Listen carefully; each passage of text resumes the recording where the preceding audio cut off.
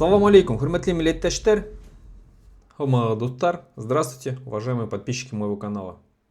Сегодня я хотел бы поговорить о военнослужащих из нашей республики Башкортостан, которые воюют в Украине.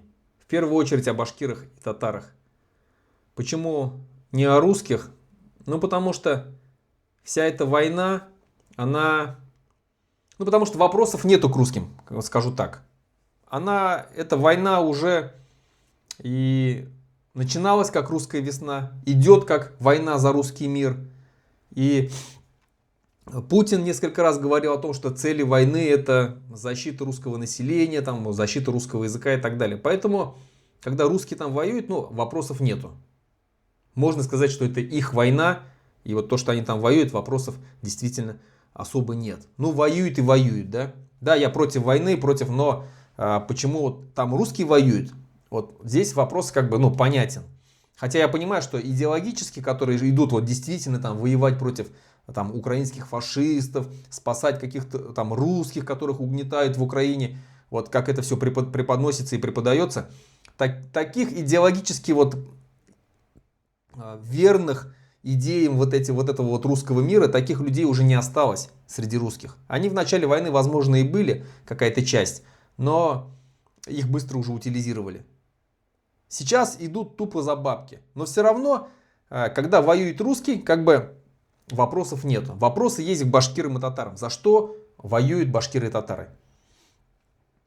Особенно возникают вопросы, когда Башкортостан занимает уже 2 года подряд первое место по количеству погибших на войне в Украине по всей России.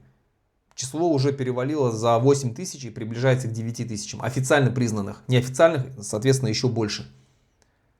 Татарстан на 2-м месте. И здесь отсюда возникает вопрос. За что? За что вы воюете, ребята? Башкортар, татарлар. За что вы воюете? Но я понимаю, что некоторых обманули. Некоторых обманули. Я лично встречался с пленными, и с башкирами, и с татарами из Башкортостана. И действительно, многих обманывали, говорили что это были строители какие-то, которым говорили, что вы будете восстанавливать мосты, дороги, копать окопы, возить, водители набирали, возить какие-то продукты питания в прифронтовой зоне. Но их потом просто обманывали, давали в руки автомат и отправляли на передовую.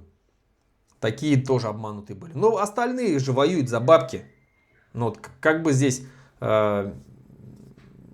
не надо оправдываться. Да, здесь действительно башкиры и татары воюют за бабки. Почему? Вот этот вопрос. Неужели в Башкортостане нету работы? Почему? Неужели в России нету работы? Не лучше ли получать, хорошо, в 2 раза меньше зарплату, но быть живым и здоровым?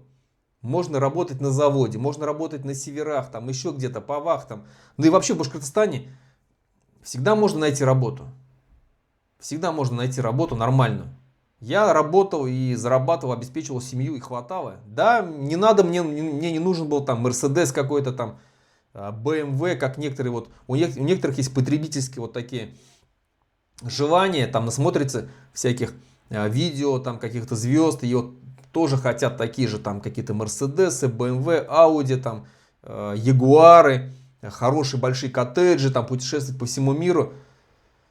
Можно попроще жить, но быть живым и здоровым. И чтобы была семья, и были дети и так далее. Это все можно делать. Поэтому, когда люди говорят, что идут воевать за деньги, я считаю, что это не оправдание. К тому же, вы идете воевать. Сколько уже было случаев, когда там просто издевались над башкирами, над татарами. Давайте вспомним случай, когда в 2023 году жители Кугарчинского района, деревни Бекбулатова, записывали видеообращение к Путину, прокуратуру, еще куда-то, о том, что их земляка и жители их деревни, Кусяпкулова, Флюра, просто жестоко избили сослуживцы и подвесили его на дерево. Я не знаю, как какую-то куклу. жестко избили там и подвесили его, там связали по всему. Есть видео, да, вот, ну, посмотрите это видео. Обращение от жителей Республики Башкортостан Кугарчинского района деревни Бикбулатова. Мы обращаемся к Генеральную прокуратуру в связи с последними событиями на специальной военной операции с нашим земляком Кусяпкуловым Флюром Шамиловичем, мобилизованного в сентябре 2022 года с Кугарчинского района Республики Башкортостан, деревни Бикбулатова, над которым жестоко издевались, избивали и повесили на дереве, как фашисты, свои же сослуживцы. Тем самым они дискредитировали армию Российской Федерации. Просим вас разобраться в этой ситуации и наказать виновных. Район должен гордиться героями, которые сейчас на СВО, в частности, деревня Бикбулатова, Коба позывной, который сегодня поедет в яму, где вот таких любят, вяжем его. И вот и что теперь, вот после таких видео у башкиров как-то возникло большее желание ехать воевать, но все равно же едут. Или вот, ну, почему я вообще начал это видео записывать? Ну, потому что буквально там в начале декабря в интернете появились видеообращения из 31-го мотострелкового полка военнослужащих, где они жаловались на то, что вот их просто отправляют на верную смерть. Почему 31-й мотострелковый полк, почему я о нем говорю? Потому что этот мотострелковый полк носит название Башкортостан. В 2023 году его с такой помпой, с такими бравурными речами Хабиров отправлял на войну. Собрал из добровольцев целый там полк, назвали его Башкортостан и отправили его на войну. Что на самом деле там происходит? Там постоянно оттуда приходят вести, в интернете их много, о том, что тем, кто там воюет, в этом мотострелковом полку в 31-м, их просто отправляют всегда просто как пушечное мясо. Именно поэтому такое огромное количество погибших из Республики Башкортостан. Особенно оттуда в первую очередь. Их без снаряжения, без подготовки, без ничего просто отправляют. Вот посмотрите, что говорят сами военнослужащие из этого мотострелкового полка. Я Садыров Вадим Халилович, нахожусь в 31-м полку, 5-я рота. Вот, уже здесь месяц почти. Нас не выводят отсюда, не дают даже выйти. Приказ стоит такой, что легко раненых не водить, только если у кого руку, ногу оторвало. Я старший сержант Преславов Хазат Вакильевич с 31-го полка 2-го батальона 5-й роты. Тоже отказываюсь выполнять смертельно опасный приказ. Это явная смерть. Также присоединяюсь к словам вышесказанным. Без ротации, без еды и воды мы находимся здесь месяцами. Боевое задание было на 3 дня. Зайти, выполнить задание и выйти. Но, выполнив это задание, мы остаемся на месте и приказывают, как говорится, под ихними дронами камикадзе и бабаягами, то есть отправляют просто на убой. Я младший лейтенант, командир 4-й роты Хасанов Радим Гафарович. Заставляет отправлять мужиков, бойцов на верную гибель. Не знаю дальше, как быть. Как вы видите, здесь башкирские фамилии. Башкирские фамилии, да, и Садыров, старший сержант Фахрисламов,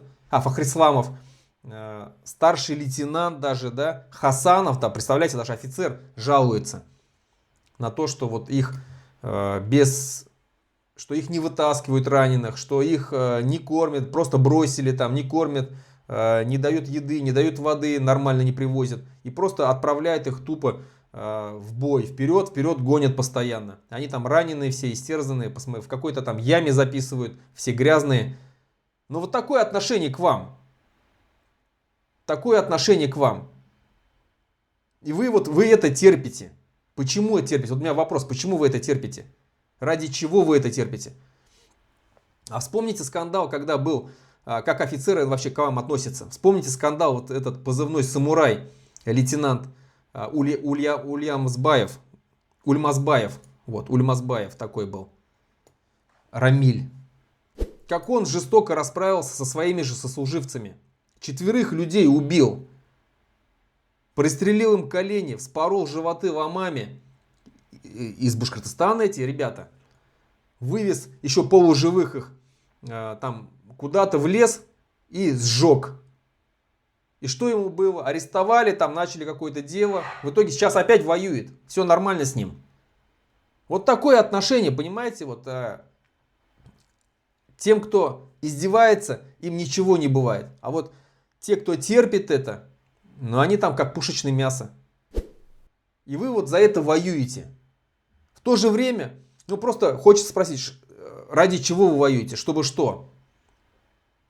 Если вы говорите, когда вы пытаетесь себя оправдать, а я знаю, что многие пытаются себя оправдать, и когда приезжают в отпуск домой, что мы там за русский мир, против там фашистов, украинских бандеровцев и так далее. Но вы же сами себя обманываете. Вы нас пытаетесь обмануть и сами себя обманываете. На самом деле это же не так. Какие фашисты в Украине?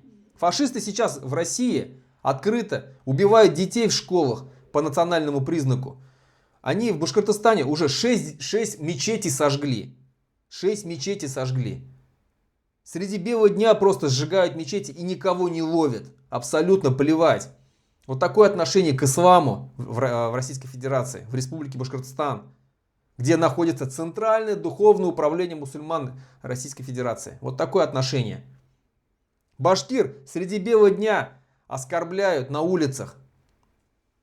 Вспомните, в Сибае вот эта женщина кричала: башкиры там грязный народ, ненавижу их, твари вонючие и так далее. Что ей было? Ничего не было. Или другой случай в Уфе, когда женщина подошла к башкирке и угрожала ребенка убить. И говорила, что там требовала с нее паспорт показать, что ты здесь делаешь, почему ты сюда понаехала. Башкирки, представляете? По Уфе ходят русские общины толпами, с пистолетами. Заходят в мечети, заходят там в мусульманские кафе. Вот вы за это воюете, получается. Какой-то русский язык спасаете в Украине, когда в Башкортостане башкирский язык просто уничтожили.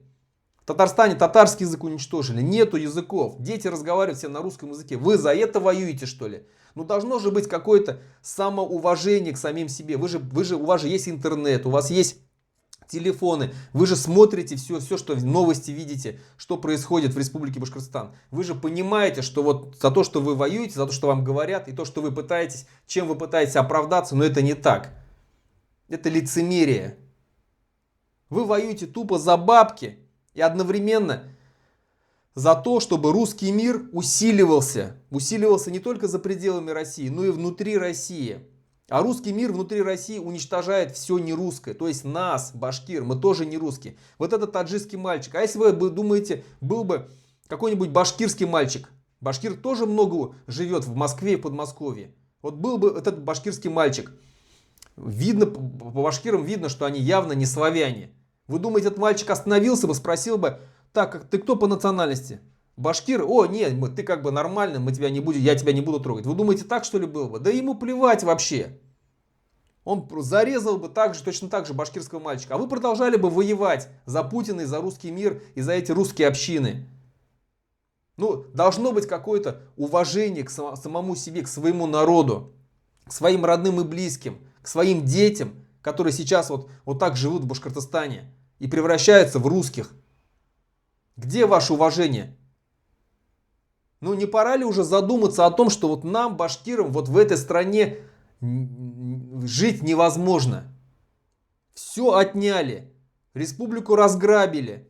Вспомните, как записывали военнослужащие из Башкортостана в защиту Каркатау, а потом их заставили извиняться.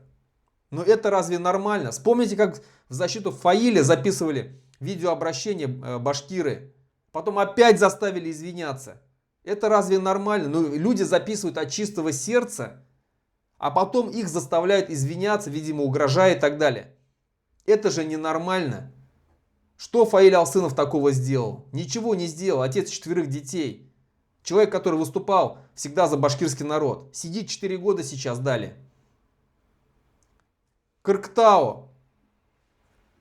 Гора, хребет, который находится в тексте Урал-Батыр, в эпосе Урал-Батыр. Все, уничтожают его, прямо сейчас уничтожают. И никто ничего не может сделать. Вот вы за это, что ли, воюете? Ну, надо уже между собой начать разговаривать о независимости. Уже пора как-то думать о том, что этой России скоро придет конец. Нужно вырываться, использовать эту возможность и вырываться из этой России. Если вас там, вот вы прекрасно понимаете, что вас сейчас отправляют, вот как вы записываете вот эти видеообращения, вы понимаете, что вас отправляют на смерть.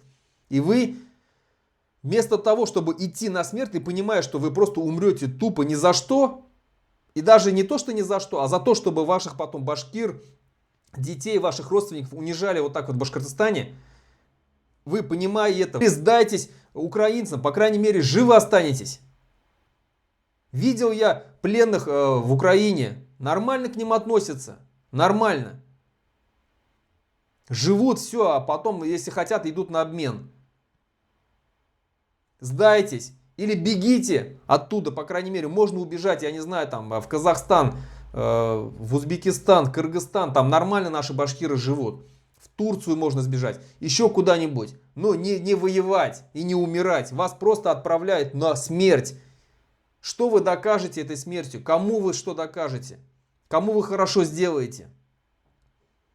Если вы понимаете, что все, вот завтра вы умрете, или сегодня вы умрете, вот вас отправили, и заставляют вас идти, еще угрожают обнулением, ну, поверните оружие против. Но и должно же быть какое-то чувство гордости, чувство достоинства.